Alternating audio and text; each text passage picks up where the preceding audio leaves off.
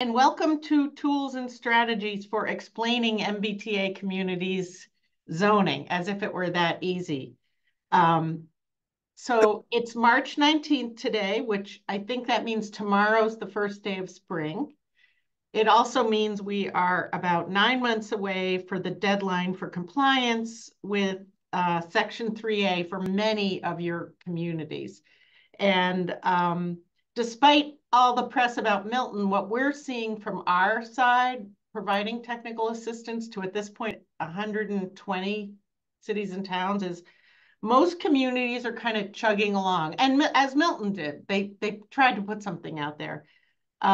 So our goal of this session is to hear from some consultants and planners who have been actively working with boards, committees, town meetings, city councils to get their new districts adopted, with the goal of highlighting how they actually explained this, which is legitimately a difficult thing. It's a new thing. And so we're going to start with Judy Barrett, who's the founder and president of Barrett Planning Group, and Ian Burns from the Merrimack Valley Planning Commission. So these two, as consultants, are working with a number of communities. Why do we do this? Because we need to provide more types of housing choices. I think that's kind of obvious in most of our places. Anybody who has an adult child who's still living at home certainly has some understanding of what it means to need housing choices and to boost supply. We've all heard this over and over again, and communities sometimes cringe when they hear this, but it's important to understand why we have this law in addition to what it says. So we're not afraid to address that. So what is this law? I call it an umbrella law because it's a very broadly written piece of legislation, and that has been both an asset and a liability, I think, as we've gone through the process of trying to implement it. So the legislature created this, sort of broad structure for we have to have multifamily housing as a right at 15 units an acre in the communities that are subject to the law. There can't be bedroom restrictions. The housing has to be appropriate for families if they choose to live there. If you have a train station or other MBTA facility, it has to be within, or a lot of it has to be within a half mile of that facility, if that's possible to do. It has to be a district of reasonable size, which the statute doesn't define. And there are penalties for noncompliance in the statute, which the statute talks about these 3 grant programs that I think you're all very familiar with. So my experience in the communities where we've worked is that there are things that tend to help, and I'm going to mention a couple of communities where these things apply. Forming a working group or a steering committee and getting residents involved early in the planning process can make a big difference. People at least feel like they've had some ability to influence how the decisions were made. Maintaining timely updates on your town website.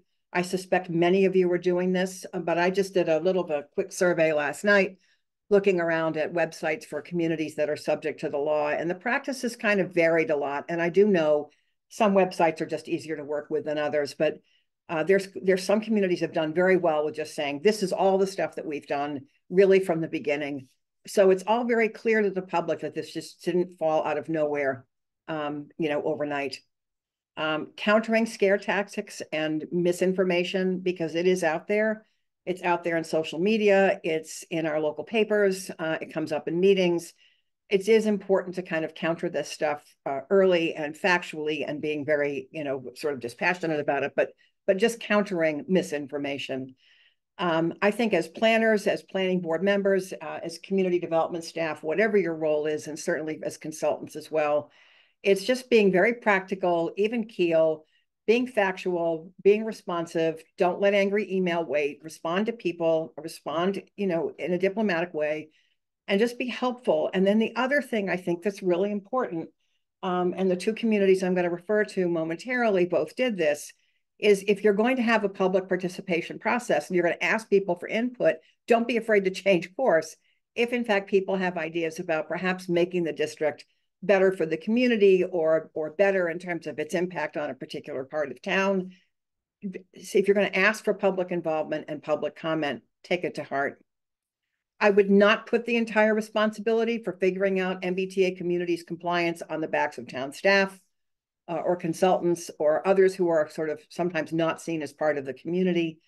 It is not a limit. The responsibility for making this work isn't on a few people, it's on a lot of people. And the more you cast that net out, I think the better off everybody's going to be.